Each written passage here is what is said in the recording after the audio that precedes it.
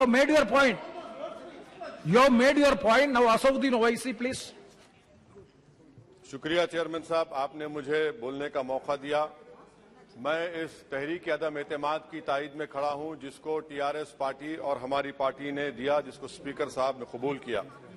Sir, मैं 11 point आपके सामने रखूंगा जो मैं बताने की कोशिश करूंगा कि क्यों हम इस तहरीक अदम एतमाद की तायद में और मोदी हुकूमत की मुखालिफत में खड़े हैं।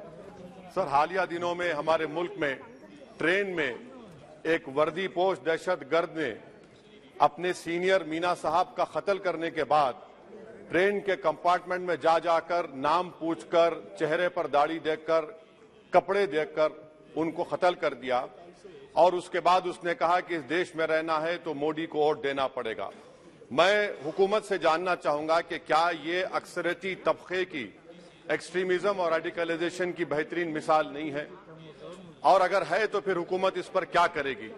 सर, हमारे आइन में, संविधान में लिबर्टी ऑफ कॉन्शियस को लिखा गया, तमहीद में, यानी जमीर की आजादी का जिक्र किया गया है।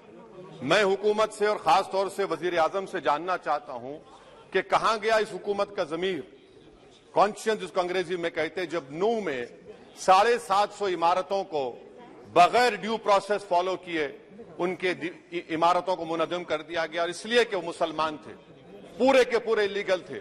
इसीलिए पंजाब की हाईकोर्ट, हरियाणा की हाईकोर्ट ने कहा कि ये एथनिक क्लेंसिंग है। इसकी एक बेहतरीन मिसाल है उस हुकूमत की। तीसरी है कि इस मुल्क में एक नफरत का माहौल, बल्कि एक आतिश को पैदा कर दिया गया, मुसलमानों के खिलाफ नफरत का माहौल। ये 9 साल का इनका ये कारनामा है। तीसरा सर, मणिपुर के ताल्लुक से कल बड़ा लंबा जवाब वजीर दाखिला ने दिया।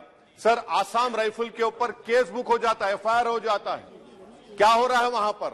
कहां गया आपका कॉन्शियस, कहां गया आपका जमीर, जब वहां की महिलाओं की अस्मत रेजी की जा रही है? और आप मुख्यमंत्री को नहीं हटाना चाहते इसलिए क्योंकि वो कोऑपरेट कर रहा है। सर, मैं हरियाणा और मणिपुर के वजीर आला के लिए, किसी शायर ने अच्छा कहा था कि कुर्सी है तुम्हारा ये जनाजा तो नहीं, कुछ कर नहीं सकते तो उतर क्यों नहीं जाते। आखिर कहां गया? उन ताबूतों में खो गया कि आपका कॉन्शियस, आपका जमीर, जहां पर 50,000 लोग बेघर हो गए, यानी 6 लाख हथियारों को लूटा जा रहा है। आखिर कौन सा आप इंचार्ज वहां पर हैं? सर, 14 पॉइंट, हिजाब को एक मसला बना दिया गया और मुस्लिम बच्चों को तालीम से महरूम कर दिया गया। क्या ये आपका लिबर्टी ऑफ कॉन्शियस है? कहां गया आपका जमीर? सर, अभी आपने फाइनेंस मिनिस्टर साहबा ने कहा, यहां पर डीएमके के मोहतरमा कनीमोजी ने महाभारत के द्रौपदी का जिक्र किया। मैं ये पूछना चाहता हूं, बिल्किस बानो इस देश की बेटी है या नहीं? जिस बिल्किस बानो को 11 लोगों ने रेप किया, प्रेग्नेंट थी, उसकी मां का रेप किया, उसकी बेटी को कत्ल कर दिया, उसकी मां का कत्ल कर दिया, आपने कातिलों को रिहा कर दिया। ये आपका कॉन्शियस है? ये आपका कॉन्शियस है? आप तो मेजोरिटेरियन पॉलिटिक्स को फरोग दे रहे हैं। सर, आज चाइना के ऊपर कोई नहीं बोलते हैं। प्रधानमंत्री मोदी ने उस वक्त 2013 में, जब प्रधानमंत्री नहीं थे, कहा था कि समस्या बॉर्डर पर नहीं, दिल्ली में है।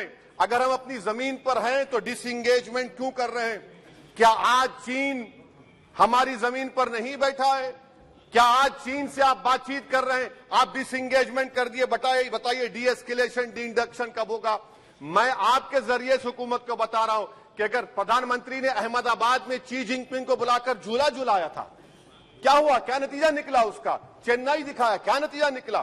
सर, इसलिए चीन पर बोलिए, चीन को उखाड़ कर फेंकिए। सर, और एक पॉइंट जिस पर मैं मुखालिफ तायद में खड़ा हूं, हाई इन्फ्लेशन है इस मुल्क में, हाई अनएम्प्लॉयमेंट है, स्टैग्नेटिंग कंजम्पशन है। इसकी वजह से महिलाओं में हाई एनीमिया लीड कर रहा है। ये हुकूमत इसकी जिम्मेदार है। सर, कुलभूषण जाधव कहां है? पाकिस्तान में बैठा है, आप क्यों नहीं लेके आते? आप विश्वगुरु कहते हैं, कुलभूषण जाधव को भूल गए आप। कतर में 8 नेवी ऑफिसर 1 साल से जेल में हैं, आप नहीं ला सके उनको। सर, और एक चीज, 1991 का प्लेसेस ऑफ वर्शिप एक्ट इस ऐवान में पास किया गया था कि तारीख के जख्मों को नहीं खुरेदा जाएगा। आप खुरोद रहे हैं उनको। मैं आपको इंतबाह दे रहा हूं, वार्न कर रहा हूं, इस मुल्क को 90 के दहे में मत लेकर जाइए।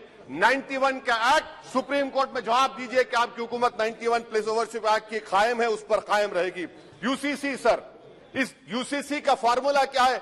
एक मुल्क में एक मजहब, एक कल्चर, एक जबान, ये तो डिक्टेटरों का फॉर्मूला है। भारत एक गुलदस्ता है, भारत एक मोजाइक है। यहाँ पर बेशुमार जबानें, बेशुमार मज़ाहिब बोले जाते हैं और हिंदू अनडिवाइडेड फैमिली में sir I am concluding 8 crore 75 Hindu खानदानों को 3,800 करोड़ डिडक्शन मिला।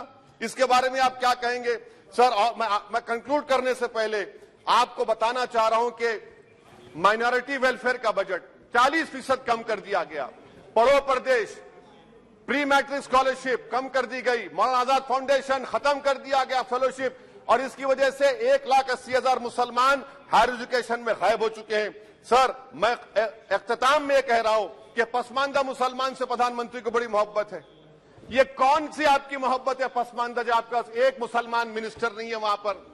इखलाक से लेकर पीलू खान से लेकर अफान अंसारी से लेकर लुकमान अंसारी, मॉब लिंचिंग पूरे पसमानदा मुसलमान की होती है।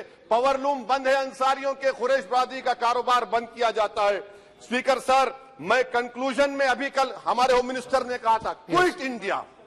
अगर इनको मालूम हो जाए कि क्विट इंडिया का नारा एक मुसलमान ने दिया था तो वो भी नहीं बोलेंगे, वो नहीं मालूम था उनको। उसका मैं कंक्लूड कर रहा हूं, उसका नाम यूसुफ मेहर अली था सर। यूसुफ मेहर अली ने क्विट इंडिया का नारा बनाया, जिसको महात्मा गांधी ने सारे देश में एक पैगाम किया। मैं कंक्लूड कर रहा हूं सर, इस देश में अगर आज क्विट इंडिया करना है तो कहना पड़ेगा चाइना क्विट इंडिया। जो गौ रक्षक है जिसका नाम मोनू है, वो आपके लिए मोनू डार्लिंग बन गया है, उसको कहिए क्विट इंडिया। सर, जो लोग तुष्टीकरण की राजनीति आप कर रहे हैं, आप हिंदू अक्सरियती लोगों में हथियार बांट रहे हैं, ये आप देश के लिए खतरा पैदा कर रहे हैं। Sir, I am concluding.